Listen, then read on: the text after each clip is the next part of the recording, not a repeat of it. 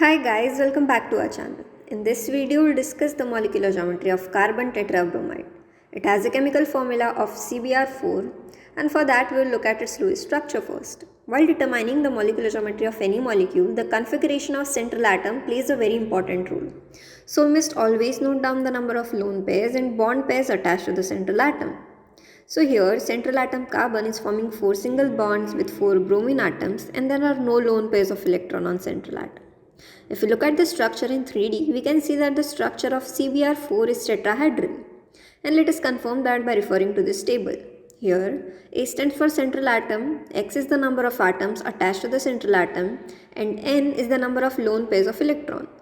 So we have carbon as central atom, there are 4 bromine atoms attached to it and no lone pairs, and that gives us a general formula of AB4. And if we refer to this table, AB4 formula refers to tetrahedral shape with bond angle of 109.5 degrees and sp3 hybridization. For more such videos, make sure to subscribe our channel, and thank you for watching.